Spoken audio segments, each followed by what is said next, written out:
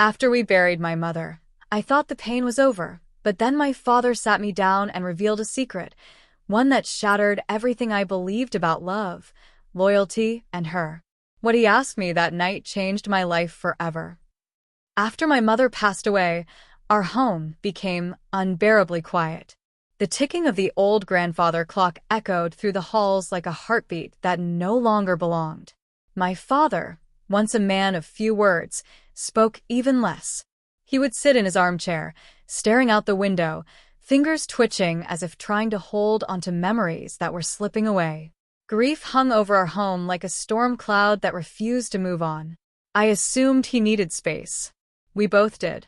Then one evening, as the rain gently tapped on the windows and the smell of old books lingered in the air, he called me into the living room. His voice was steady, but his eyes, they were uncertain. He held a photograph in his hand. It was an old one. My mother standing in the garden, sunlight in her hair, smiling like she was still alive somewhere just out of reach. He looked at the photo, then at me, and asked something I never expected. He said he wanted to marry again. I felt like the air had been pulled from the room. The walls seemed to close in, the ticking clock growing louder with every second. My chest tightened.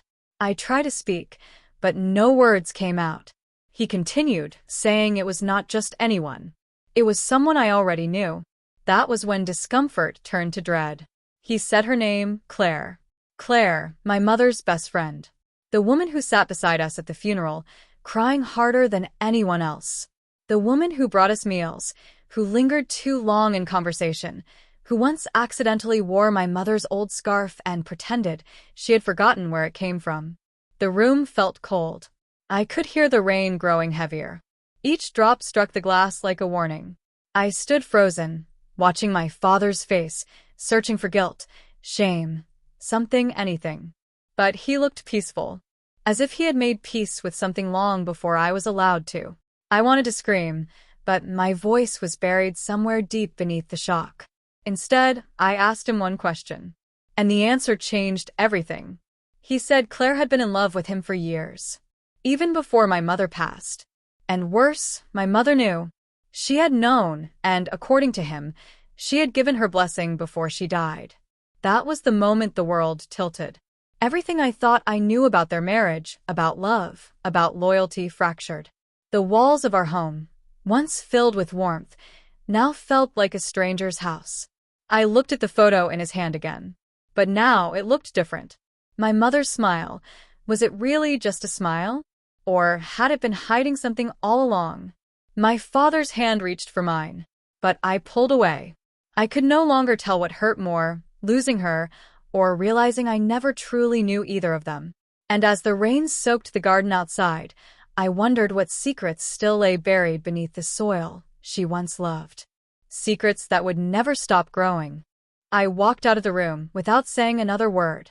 The hallway stretched before me, dimly lit and lined with fading family portraits. Each one stared back like ghosts trapped in frames, whispering stories I no longer trusted.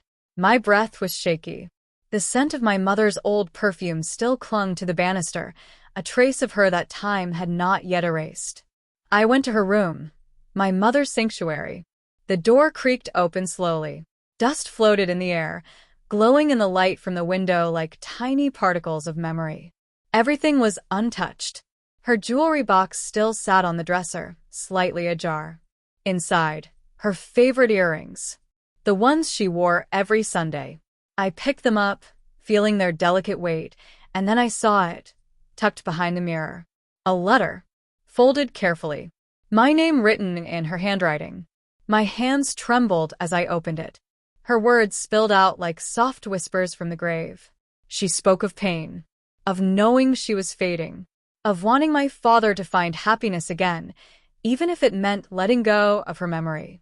She mentioned Claire, how Claire had always been there, how love could be complicated, and how forgiveness, even when difficult, was a gift to give yourself. Tears welled up, blurring the ink, but I kept reading. She ended it by saying that love, real love, sometimes looked different than we expected, that I should not let grief turn to hate, that I was stronger than I believed. I folded the letter back with care and sat on the edge of her bed. The silence around me was softer now, less heavy. The kind that invites reflection, not sorrow. I did not have all the answers. I was still angry, still confused. But I no longer felt alone. And maybe, just maybe, my mother had known what she was doing all along. The next morning, sunlight filtered through the curtains, casting a warm glow across the floor. The house felt different, not lighter, but no longer suffocating. I walked into the kitchen, where my father stood quietly, a cup of coffee in his hand, his eyes searching mine. For a long moment, we said nothing. Then I handed him the letter. His fingers shook as he read it. When he looked up, there were tears in his eyes, not of guilt, but of love, of loss, of longing. We sat at the table, the silence between us no longer heavy, but healing. There were still things to say, still wounds to mend. But for the first time since she left, it felt possible. Love, I realized, does not always follow rules. It can be messy, painful, unexpected. But it can also survive through grief, through time, through change. And in honoring my mother's final wish, I began to understand that letting go is not the same as forgetting. It is simply the beginning of remembering her with peace instead of pain. And that, too, is a kind of love.